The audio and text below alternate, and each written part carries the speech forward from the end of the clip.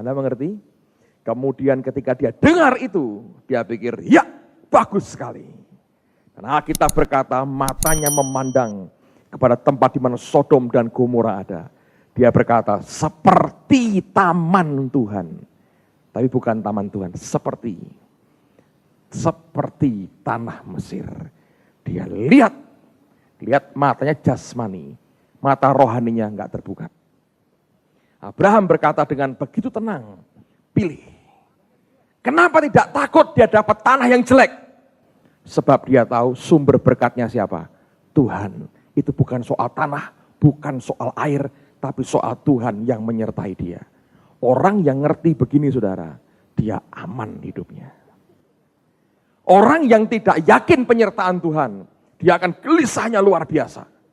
Tapi orang yang tahu akan penyertaan Allahnya, dia akan hidup dalam tenang sekali. Kamu pilih. Kalau kamu ke kiri, aku ke kanan. Kamu pilih dulu Lot, kamu pilih dulu. Si Lot yang tidak tahu diri ini saudara, langsung memilih lembah Yordan, Sodom dan Gomora. Aku pilih yang di situ. Suburnya luar biasa. Saudara mengerti? Pada waktu Lot meninggalkan Abraham, lihat apa yang Tuhan katakan. Pasal yang ke-13, ayat 14. Setelah Lot berpisah daripada Abram, berfirmanlah Tuhan kepada Abram, pandanglah sekelilingmu dan lihatlah dari tempat engkau berdiri itu ke timur dan barat, utara dan selatan. Sebab seluruh negeri yang kau lihat itu akan kuberikan kepadamu dan kepada keturunanmu untuk selama-lamanya. Dan itu yang ditunggu oleh Abraham. Justru itu yang sebenarnya jadi andalannya Abraham. Sekali lagi saudara, kalau Anda tinggal dalam sebuah covering, jangan punya hati yang berontak. Kalau engkau punya hati yang berontak, walaupun tidak terucapkan, tapi dalam hati sudah berontaknya luar biasa. Itu akibatnya engkau akan rugi sendiri. Kalau engkau tahu dipakai Tuhan luar biasa, lebih dari pemimpinmu, tunggu waktu Tuhan. Sampai Allah berkata, baik aku lepaskan engkau pergi. Hanya kalau Anda bisa ngerti cara begini, hidupmu itu luar biasa. Saya diberkati dengan John Bevere ya. Dia cerita bagaimana panggilannya. Dia pernah ikut seorang hamba Tuhan di Amerika yang punya pelayanan sangat besar sekali. Dia insinyur, dia diurapi Tuhan, tapi tugas yang dia pikul hanyalah antar jemput anak sekolah pendeta. Nemirin sepatunya pendeta, isi bensin mobil-mobilnya. Hanya itu, bertahun-tahun. Akhirnya pendeta besar ini jatuh saudara, dalam dosa. Dan seluruh ministrinya hancur. John keluar dari ministry itu karena nggak ada lagi yang bisa dikerjakan. Karena semuanya sudah hancur.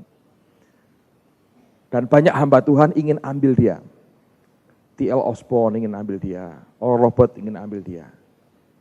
Tapi Tuhan arahkan dia untuk kerja, membantu Benny Hinn. Di tempat Benny Hinn di Orlando, dia membantu sebagai youth pastor, pendeta untuk kaum muda.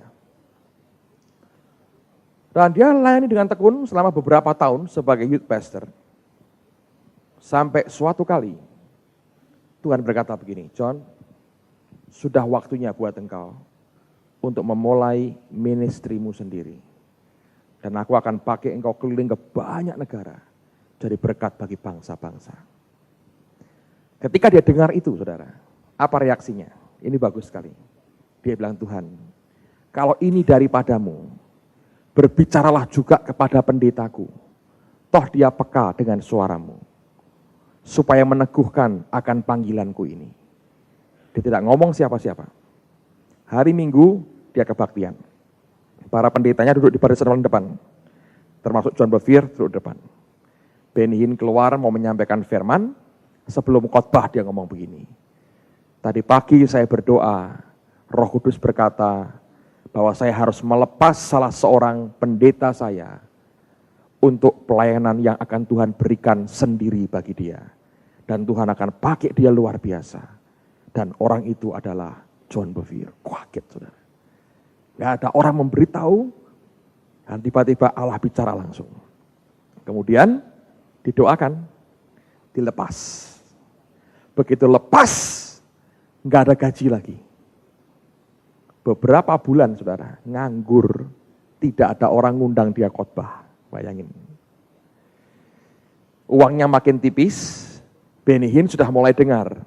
Si John nganggur ternyata. Benny Hinn senang dengan orang ini. Dia berkata, kalau kamu mau kembali, welcome. Waktu dia dengar itu saudara, sudah gak tahan karena uang hampir habis. Malam itu dia berdoa. Dan dia berkata, Tuhan, kalau boleh, buka pintu baru buat kami. Buka pintu baru buat kami. Paginya saudara, anak yang gede si Edison ngomong sama papanya.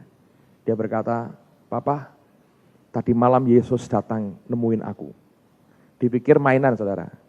Dia tanya, oh ya, ngomong apa Tuhan? Tuhan Yesus bilang, akan buka pintu baru buat Papa. Kaget saudara, persis istilahnya. Suami istri ini nangis bertobat saudara. Begitu mereka sembahyang selesai, telepon berdering. Seorang pendeta yang tidak jauh dari tempat dia, telepon dia, John, aku dengar kamu sudah bisa diundang keluar. Minggu ini tolong khotbah di gerejaku. Dan sejak itu sampai sekarang dibuka pintu oleh Tuhan bagi dirinya. Kalau minggu nggak ada pelayanan, dia balik ke Orlando, duduk lagi di gerejanya Benny Hinn saudara. Duduk aja dia. Kadang-kadang suruh khotbah, seringkali tidak. Duduk dengan manis, dia dengerin firman Tuhan. Kebaktian seperti biasa. Dan dalam covering, dan dia berkata, tetap aku anggota gereja di tempat ini. Bagus gak saudara? Bagus. Tidak ada benturan, tidak ada keributan. Semua dalam roh. Semua teratur begitu baik. Kalau Anda bilang, Pak, pendetaku tapi bebal Pak. Mana lebih hebat bebalnya pendetamu dengan kuasa Tuhan, saudara. Ayo. Jadi nggak ada alasan bilang pendetamu bebal, saudara. Oh ya, kalau Tuhan mau, tetap Tuhan mau. Yang persoalan adalah kita tidak sabar dengan apa yang harus kita tanggung. Anda ngerti itu? Kalau Allah percayakan saudara tetap jadi orang kedua, orang ketiga, orang ke-15 di gereja, sampai Yesus datang, tetaplah tinggal dengan sejahtera. Ingat setiap kita dipanggil dalam batasan lingkup pelayanan yang tertentu. Biarlah kita tetap merasa aman dengan batasan yang Allah berikan kepada kita. Tidak usah mengembang-ngembangkan pelayanan. Itu akan menimbulkan kehancuran sendiri. Itu yang membuat orang mencuri kemuliaan Tuhan. Yang dibutuhkan adalah kerjakan apa yang jadi jatah kita. Kalau Allah mengembangkan jatah kita, kerjakan pengembangannya. Dikembangkan lagi, kerjakan jatahnya. Tapi kita ngembang itu karena kita mengerjakan jatah kita. Bukan ngembangkan sendiri pelayanan kita. Kalau Anda ngerti yang namanya pelayanan, makin besar itu godaan untuk makin ngerjakan semuanya makin banyak. Gereja besar cenderung seperti konglomerat. Dari hulu sampai hilir digarap semua. Dari kebaktian. Nanti setelah kebaktian banyak panti jompo. Panti jompo sudah mulai jalan narkotika. Narkotika mulai jalan rumah sakit jiwa. Eceng-eceng di bawah itu katanya Bu Indri. Jadi rumah sakit jiwa sudah, kurang apa lagi ya. Sekolah. Sekolah sudah, sekolah Alkitab dia kerjain. Lalu kemudian klinik. Lalu berkembang rumah sakit. Apalagi saudara? Perguruan tinggi, lama-lama warung, supermarket, dia kerjain semua. Betul nggak? Itu godaannya di situ, semuanya, dia ingin semuanya komplit. Istilah kerennya pelayanan satu atap. Wah, holistic ministry, dari warung sampai university kita punya. Semua cenderungnya begitu. Tapi biasanya begitu makin besar, makin seperti itu, ketajaman aslinya hilang. Dan akhirnya runtuh pelan-pelan atau mulai suam. Dan jadilah seperti gereja besar, tapi tanpa kegerakan apa-apa di dalamnya. Dan iblis berkata, puas aku. Akhirnya kita bisa hambat dia dengan kerjaan begitu banyak. Kalau bukan Tuhan yang perintahkan kita, ini jatahmu, jangan digarap saudara. Sekalipun engkau punya uang banyak, tidak berarti engkau harus kerjakan tambahan yang lain. Kalau dasarnya kebutuhan, sampai Yesus datang, yang namanya kebutuhan tetap ada. Amen saudara. Sampai Tuhan datang. Jadi jangan bergerak karena kebutuhan, bergeraklah karena panggilan. Di tempat di mana Allah menempatkan kita, please feel secure di situ. Aman-aman saja di situ. Ambil jatahmu, berikan yang terbaik bagi Tuhan yang engkau bisa, penuhi jatahmu, selesai. Wah, dia kok lebih hebat? Itu bukan hebat, tidak hebat kok saudara. Masing-masing kita punya daerah tugas yang dipatok Tuhan. Lakukan sebaik-baiknya, Allah berkenan, ditambah lagi jatah kita, kerjakan lagi. Kalau dia buat kita jadi besar, biar kita besar karena dia, bukan karena kita mengembangkan diri. Kalau Allah berkata, lapangkan tempat kemahmu, engkau akan mengembangnya, lapangkan. Tapi bukan karena kita yang mau melapangkan, Tuhan yang memerintahkan kita melapangkan. Ngerti saudara? Nah kalau kita bisa ngerti prinsip ini, akan luar biasa. Saya perhatikan ada pelayanan yang begini ya. Dia tadinya kecil, makin besar, makin besar, makin besar. Nggak puas. Oh kita kalau bisa jangkau lebih banyak. Dia buka di sini, buka di sini, buka di sini, buka di sini. Dan itu bukan karena Tuhan. Lucunya yang awal, yang semula bagus ini lama-lama habis berkurang. Yang di sini pun setengah jalan semua. Bayangin saudara, untuk apa semuanya? Kalau memang dari Allah, semua akan kembang, berbuah luar biasa. Dan tanpa membuat kita burn out, gosong hidup kita. Karena teler, terlalu banyak kerja. Amen saudaraku. Nah Lot ini tidak belajar soal ini. Nah saya ingin buktikan, begitu dia dilepas dari Abraham, apa yang kemudian terjadi. Pertama dikatakan tadi, dia memandang kepada Sodom. Lalu lihat Kejadian 14 ayat 12. Kejadian 14 ayat 12. Juga Lot anak saudara Abram beserta harta bendanya dibawa musuh. Lalu mereka pergi. Sebab Lot itu apa? Diam di Sodom. Pertama kalau Anda perhatikan, dia itu memandang.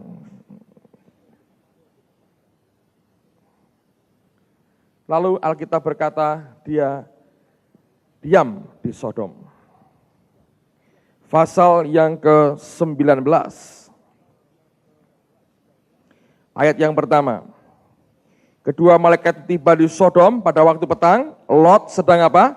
Duduk di pintu gerbang Sodom. Duduk di gerbang Sodom. Nah,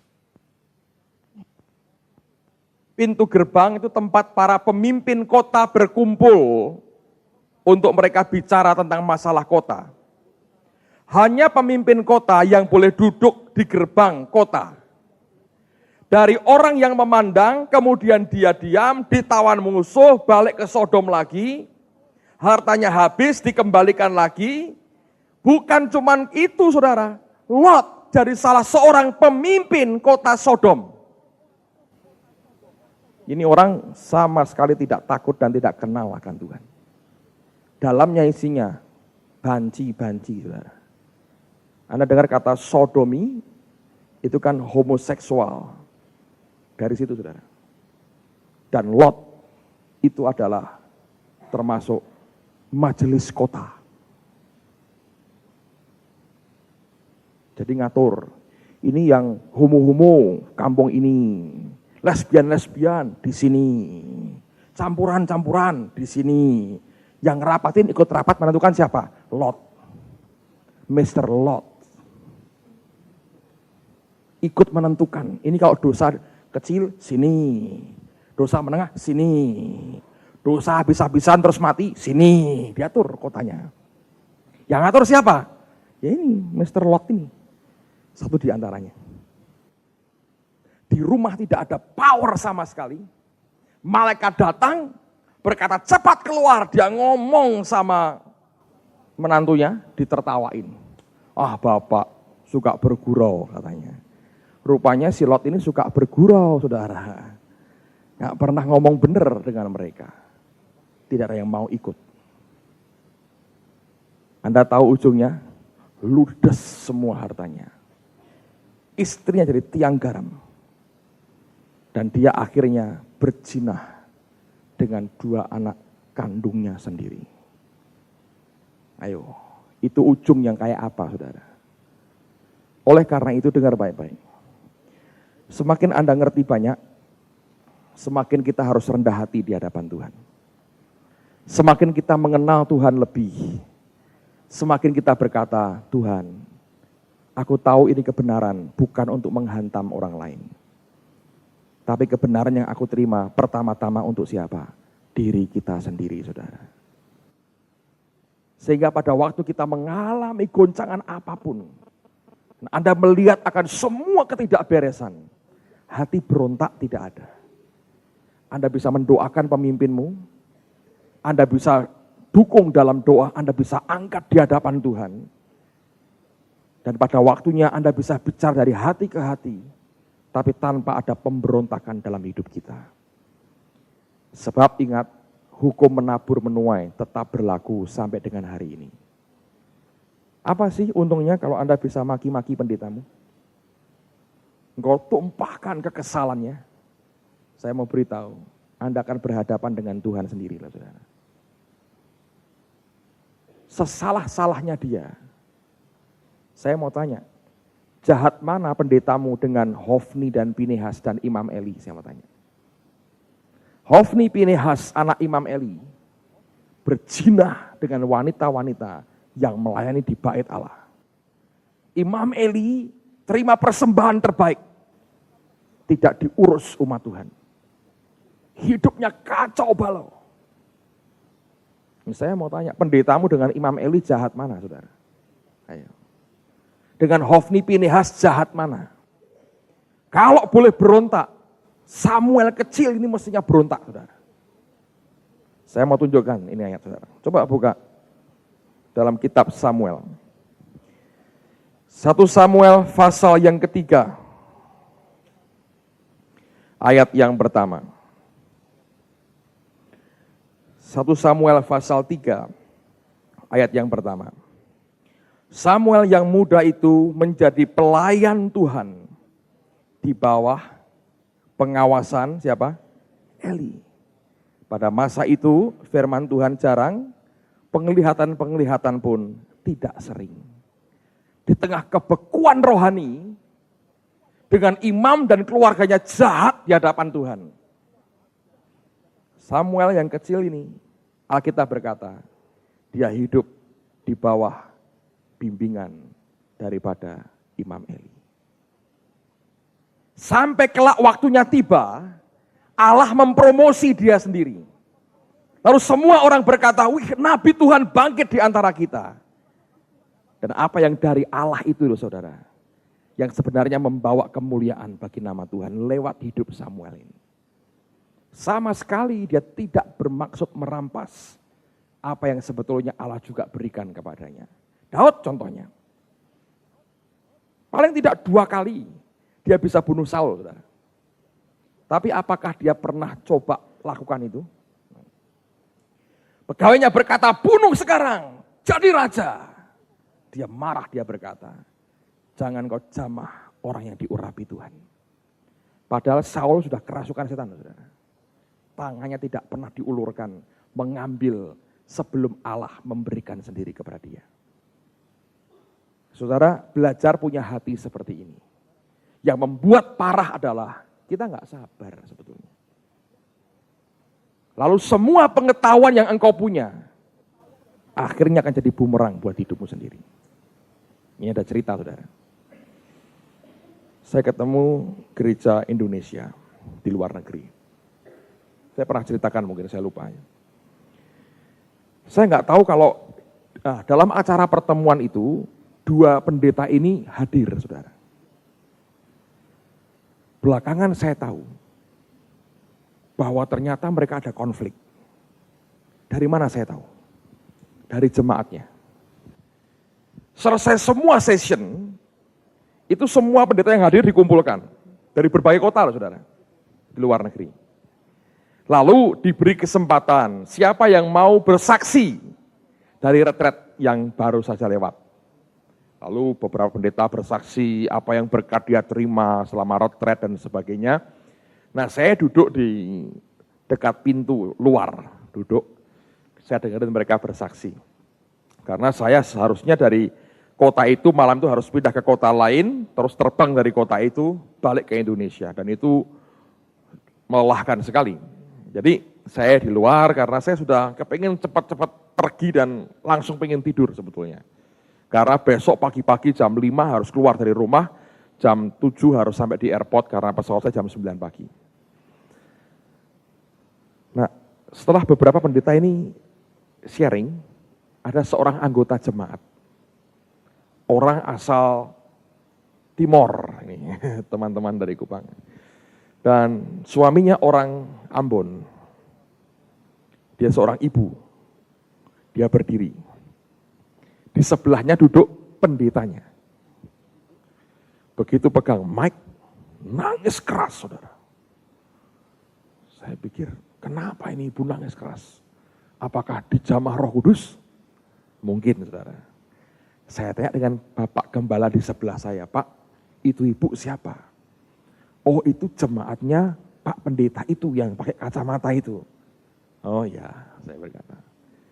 Tapi kan dia nggak ikut penuh retret, Pak ya? Oh enggak, hanya terakhir beberapa sesi terakhir dia ikut. Setelah nangis, dia ngomong begini. Dia berkata, saya ini menyesal dengan keadaan pendeta saya. Di sebelahnya. Dia berantem dengan Bapak Pendeta itu. Kalau Anda ketemu punya jemaat kayak gini 5 aja. Mendadak TBC semua pendeta, saudara. Pendeta saya ini berantem dengan pendeta itu. Hanya gara-gara uang 1 juta rupiah. Saya sedih Pak Pendeta, karena pertengkaran Bapak dengan Bapak Pendeta dan membuat gereja pecah. Suami saya baru lahir, baru bersebentar, murtad lagi. Bayangin. Saya sampai geleng-geleng kepala, saya bilang, aduh.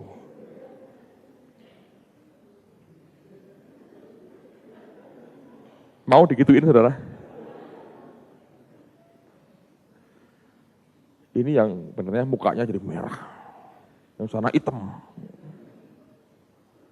Saya berdoa. Bapak-bapak berdua berdamai. Berdamai. Sambil nangis. Nah kan ditangisi saudara. Ya. Datang berdua rangkul-rangkulan. Yang satu tinggi, yang satu pendek. Jadi ngerangkul di perutnya orang ini. Yang pendek ngerangkul di perutnya. Saya lihat, saya bilang Tuhan berkati mereka. Jadi yang pendek itu ngerangkul, yang tinggi kan hanya sampai di perut aja saudaraku. Karena terlalu tinggi sekali, terlalu pendek dirangkul. Bayangin. Sampai seperti itu loh saudara. Dan kadang-kadang itu yang terjadi kan. Tapi ini berat. Saya geleng-geleng, saya bilang, saya gak ngomong dengan panitia, lain kali, kalau sharing pendeta aja. Jangan boleh mereka libatkan jemaat. Lihat seperti ini. Udah, selesai. Saya sudah janjian, pulang barengan dengan pendeta yang pendek tadi, saudara. Jadi saya gak tahu mereka konflik, karena mungkin gak peka juga, saya gak tahu. Jadi saya terlanjur janji dengan dia. Lalu kemudian, ya sudah apa boleh buat, saya nggak punya alasan untuk nolak. Saya pilih satu di antaranya pun akan tetap ribut kalau mereka ribut. Saya pikir karena sudah memeluk perutnya, jadi sudah damai. Singkat cerita, dia bilang begini, Pak, gimana ya Pak ya? Jemaat saya itu pertama orang, berapa dia bilang? 30-an Pak, 30-40. Sekarang tinggal 12, 14. Paling banyak kalau KKR 16. KKR itu 16, saudara. Mungkin ada yang bawa babysitternya kali, saya nggak tahu. Terus gimana Pak? Terus dia cerita banyak. Dan ini yang terjadi saudara. Dari pengakuannya dia. Waktu dia masih gabung dengan pendeta yang tinggi, ya, dia selalu nentang pendetanya. Dia berkata, ini pendeta ini nggak fair. Perpuluhan masuk dia. Harusnya nggak boleh. Harusnya uang itu majelis yang ngontrol. Yang tahu semua mesti majelis. Dan dia mulai ngomong ke jemaat. Karena ada konflik pribadi rupanya. Dia ngomong ke jemaat. Dan ngomongnya bukan konfliknya. Tapi prinsip-prinsipnya. Harusnya pendeta itu gak usah pegang keuangan. Pendeta cukup rohani saja. Majelis yang ngontrol semuanya. Itu sehat. Tidak ada manipulasi uang segala macam ngomong-ngomong. Nah, rupanya banyak orang yang juga ingin kuasai keuangan gereja. Saudara, saya beritahu begini ya. Kalau gerejamu lagi bangkrut, gak punya apa-apa. Tidak ada orang pengen pegang. Kalau makin diberkati, semua orang pengen tahu isinya. Pengen ikut-ikut ngatur. Jangan pernah dikasihkan orang seperti itu. Tambah rusak, saudara. Nah ini akhirnya, oh iya benar. Akhirnya galang kekuatan. Galang kekuatan bisa bawa keluar 30-40 orang, saudara. Terus keluar. Sakit, saudara, ini pendeta. Saya tahu juga ada salahnya ini orang. Tapi caranya nggak benar, keluar. Begitu keluar, tokoh-tokoh yang punya duit ini berkata, nah kamu jadi pendetanya ya? Ya, seperti yang kamu bilang, majelisnya kami. Wah iya katanya. Kami kontrol semua uangnya, iya. Mereka buat keputusan. Itu majelisnya ada 8 atau 9 saudara.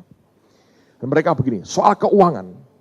Kalau misalnya ada usul, kita perlu membeli overhead projector misalnya.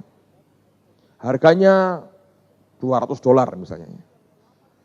Kalau yang 8 setuju, yang 1 enggak setuju, batal. Jadi harus suara bulat. 9 orang harus semuanya iya. Nah, kalau belum sepakat, belum bisa dilaksanakan. Lalu mereka rapat. Gaji pendetanya berapa sekarang? Tidak sepakat 2 tahun, saudara. Rapat tidak pernah sepakat, bukan 2 hari, 2 minggu, 2 tahun. Dia bilang 2 tahun Pak, aku tidak gajian. Lah itu kan yang Bapak ingin toh. Loh ya enggak gitu maksudnya Pak. Nah tapi pertama Anda ngomongnya kan begitu, iya. Nah itulah, ya kamu tidak ngerti yang kamu omongin itu apa. Ngerti saudara? Konsep yang dibela dengan kekuatannya, ditambah dengan berbagai kepentingan yang di dalamnya terlibat, itu menimbulkan masalah. Dan sampai sekarang saudara, tidak tuntas masalahnya. Bayangin. Saya lihat, saya berkata, saya diantar dia pagi-pagi, saya nggak bisa tidur akhirnya. Diajak ngobrol sampai jam 4 pagi. Jam 5 harus keluar rumah, saya bilang, ini tidur sejam ini sama juga bohong, saya berkata. Saya coba begini sebentar, kaget saya. Aduh, daripada nggak pulang, saya bilang, udah langsung mandi, siap-siap. Dia juga nggak tidur, saudara. Jam 5 berangkat lagi. Tapi nggak bisa selesai. Saya berkata begini, bapaknya bisa satu, bertobat dengan Tuhan. Saya bilang begini, Pak, pecat majelisnya. Nggak bisa Pak, ke kas gereja pakai nama dia semua. Mereka ngancam, dipecat, saya bawa duitnya, bayangin. Lah saya punya apa? Ya kamu juga nggak punya apa-apa. Ya iya nggak punya apa-apa. Jemaat berapa? 14, kalau KKR 16 saudara. Bayangin. Bapak KKR ya? Tidak, saya bilang terima kasih, kapan-kapan saya berkata. Bukan soal 16-nya. Ngapain ngomong di depan orang kayak begitu saudara? Buang energi. Saya bisa bayangin, ini loh problemnya. Kalau Anda tahu kebenaran, saya beritahu tadi berbagai hal. Jangan gunakan apapun untuk memanipulasi. Apalagi engkau punya kepentingan pribadi. Hati-hati loh saudara. Seharusnya orang makin ngerti banyak, dia makin rendah hati. Sebab orang yang tahu banyak, dia dituntut banyak juga. Jadi kalau kita hanya ngerti banyak dan tidak menjalani yang kita ketahui, bahaya saudara. Orang makin ngerti, makin besar tanggung jawabnya. Dan waktu dia tidak mengerti apa yang harus dia kerjakan dan tidak mau mengerjakan apa yang sudah dia mengerti, dia harus bertanggung jawab dengan Tuhan. Saya belajar begini ya, memulai gereja, hidup berjemaat tidak segampang yang orang duga. Kalau Anda melihat si A, si B dalam pelayanan kok berhasil, itu karena anugerah saudara. Itunya hilang, engkau boleh hebat seperti apa, enggak ada hasilnya, percaya. Tapi kalau engkau tidak bisa apa-apa sekalipun, tapi anugerah Tuhan turun, engkau akan diberkati Tuhan luar biasa. Saya lihat contohnya gereja di Solo, siapa yang dari Pak Obajatanto? Lihat. Itu Pak, saya kenal sejak masih di mana itu depannya gudeg itu ya. Itu kecil sekali persekutuannya. Dan dia polos, Pak aku enggak ngerti apa-apa ini. Pokoknya aku aja, jalan dengan Tuhan.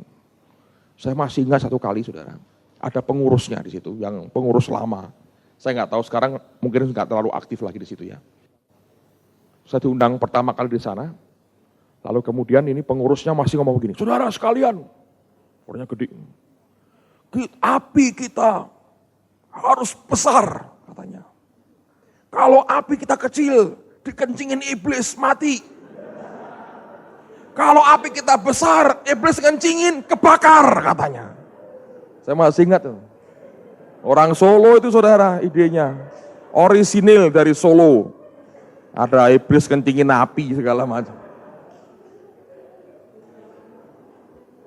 Saya rasa nggak pernah sekolah Alkitab ya Pak Baja ya. Pernah. Sekarang berapa ribu jemaatnya tuh? 6.000 loh saudara. Benar-benar tuh. Nah, tapi dia mau khotbah, dia mau belajar. Terakhir sampai kemana? Kolombia. Nekat diluruk tekan Kolombia. Belajar, orang ini pokoknya belajar sama Tuhan. Berani. Saya bilang Tuhan ini luar biasa. 6.000. Di Solo. Saya ngerti dari awalnya kok saudara. Anda mau pelajari apa? Pak Baja caranya gimana?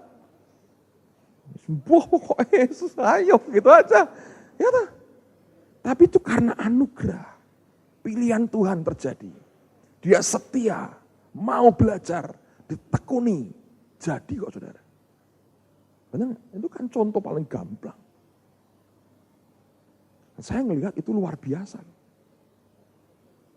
Jadi kalau saya belajar di situ, saya belajar, ini kan bukan orang yang ditrain khusus dari pendeta, dia nggak tahu, pengusaha biasa.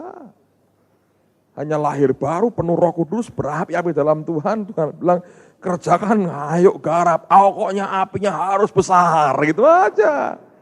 Yang ngomong bukan dia, temennya, pokoknya saya masih nggak dipom, harus besar api kita. Kalau kecil dikencingin iblis padam, kalau gede dikencingin kebakar dia katanya. Waduh, gaya orang Solo saudara. Itu saudara. Lihat dari apa yang terjadi aja kita bisa belajar betapa itu hal yang kita bisa belajar dari situ. Kalau Anda perhatiin gereja-gereja yang maju tuh lihat, sebenarnya bukan karena otaknya brilian bukan. Itu di balik itu ada anugerah Tuhan. Ya. Anda lihat Betani aja lah. Itu kan fenomena besar di Indonesia. Orang bilang itu ngambilin jemaat saya Pak. Ya mbok coba diambilin ganti. Caranya yang sama ditiru, nggak bisa. Memang itu anugerah Tuhan turun kepada mereka. So what? Mau Tuhan mau. Kenapa kita pusing saudara? Yang penting kerjakan apa yang dia perintahkan. Dan saudara akan melihat bagaimana Tuhan itu menyertai kehidupan kita masing-masing. Amen. Nah kalau Anda di bawah seorang hamba Tuhan, jangan punya hati berontak. Mentang-mentang kau ngerti banyak, engkau berontak, engkau salah dengan Tuhan. Coba lihat Yesus, saudara. Lukas pasal yang kedua. Ini api kita harus besar, saudara. Ilustrasinya dalam sekali itu, saudara. Terlalu ajaibkah sehingga susah berhenti tertawanya? Lukas 2 ayat 48. Lihat mulai ayat yang ke-48. Dan ketika orang tuanya melihat dia, tercenganglah mereka. Lalu kata ibunya kepadanya, "Nak, mengapakah engkau berbuat demikian terhadap kami? Bapamu dan aku dengan cemas mencari engkau." Jawabnya kepada mereka, "Mengapa kamu mencari aku? Tidakkah kamu tahu bahwa aku harus berada di dalam rumah Bapakku?" Tetapi mereka tidak mengerti apa yang dikatakannya kepada mereka. Garis bawah itu, mereka tidak mengerti. Lalu ia pulang bersama-sama mereka ke Nazaret dan ia tetap hidup dalam asuhan mereka. Dan ibunya menyimpan semua perkataan itu di dalam hatinya. Luar biasa. Orang tua Yesus tidak mengerti apa yang Yesus katakan. Tapi apakah Tuhan berkata, dasar orang tidak rohani, udah ganti orang tua? Masa begitu? Pecat orang tuanya, ganti yang lain. Cari Hana sama Simeon, lebih ngerti. Ya sudah mati kira-kira zaman itu saudara ya. Tapi Tuhan Alkitab berkata, sekalipun mereka tidak mengerti apa yang dikatakannya, dia tetap kembali dalam asuhan mereka. Sampai waktunya tiba. Kelak ketika waktunya tiba, Maria tidak bisa mencegah dia untuk meneruskan pelayanannya kan.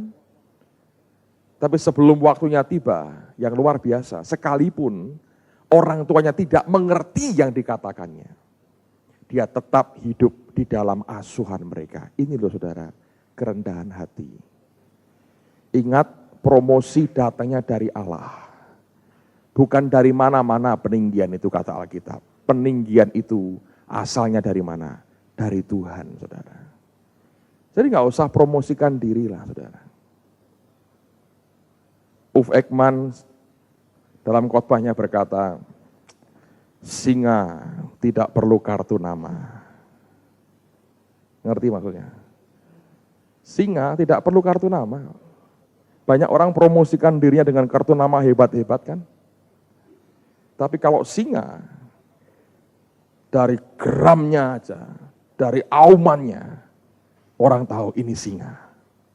Dan tidak perlu kartu nama. Ada teman saya orang Jakarta, pesenin saya t-shirt satu. Tulisannya singa, tidak perlu kartu nama. Malam ini nanti selesai makan malam, himbauan soal Prince of Egypt belum bisa dikabulkan. Jangan nyesal, kita sudah siapkan buat Anda yang lebih baik dari itu. Saya minta Anda lihat akan video kebaktian Uf Ekman di Semarang tahun lalu. Dan ini merupakan kebaktian terakhir dia. Saya punya tugas buat saudara. Tolong Anda perhatikan akan isi khotbahnya. Sebab di tengah-tengah khotbah itu ada pesan buat Indonesia. Lalu pertanyaan saya begini, sudahkah itu nubuat digenapi atau belum? Oke? Ya, begitu Anda selesai, nanti kemudian Anda tulis di sebuah kertas, ini tanpa jebakan apa-apa yang ini saudaraku, tulus sekali. Tulis namamu, ya, lalu kemudian Anda ulangi dengan kata-kata saudara, nubuatannya apa? Setepat mungkin yang Anda bisa, tapi tidak harus tepat persis sama. Intinya apa? Lalu yang kedua, Anda ngomong, sudah digenapi atau belum? Alasannya apa? Kalau sudah, alasannya apa? Kalau belum, alasannya apa? Sebetulnya kalau Anda bisa ikuti dari pertama, luar biasa. Yang hebat dia bisa, ketika dia khotbah tentang 5 jawatan, saudara. Wah itu bagus sekali. Nanti waktu ke waktu akan kita putarkan buat saudara. Tapi malam ini khusus yang kebaktian terakhir. Nanti Anda akan dengar ketika dia berkata begini, sekarang aku tahu kenapa aku harus datang ke negara ini. Dan kemudian dia sampaikan nubuatan itu. Luar biasa. Dan Ibu Indri yang menerjemahkan, Anda ketemu dia lagi, mau lari kemana ketemu terus pokoknya saudara.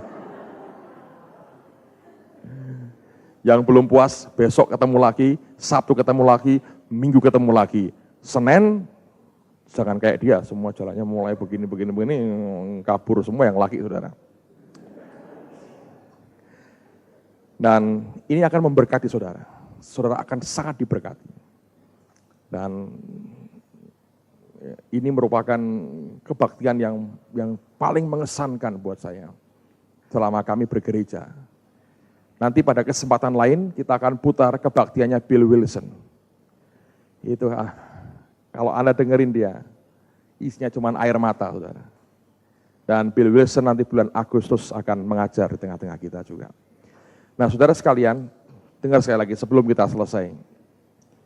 Saya tahu nyamuknya banyak, tapi sama ciptaan Tuhan dilarang saling menyakiti. Semua pengetahuan yang Anda terima, kalau hanya cuma pengetahuan Alkitab berkata, menimbulkan kesombongan.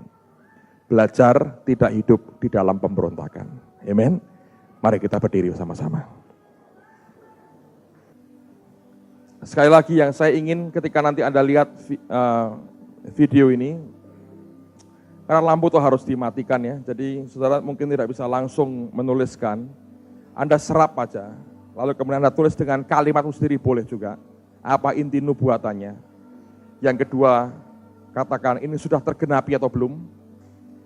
Dan alasannya apa Anda berkata begitu. Kalau sudah, mengapa Anda berkata sudah. Kalau belum, mengapa Anda berkata belum. Oke. Dan saudara akan diberkati dengan video ini. Karena ini luar biasa. Sekalipun begitu saudara, tetap kalau jumlah kehadiran yang paling hebat waktu seminar sorga dengan Pak Yusak ya. Ini juga penuh, gereja penuh pada waktu itu. Dan waktu itu masih jemaat kami baru mungkin 400-an ya, kira-kira hanya 400. Tapi sebagian besar yang datang, kalau Anda lihat itu pengunjung.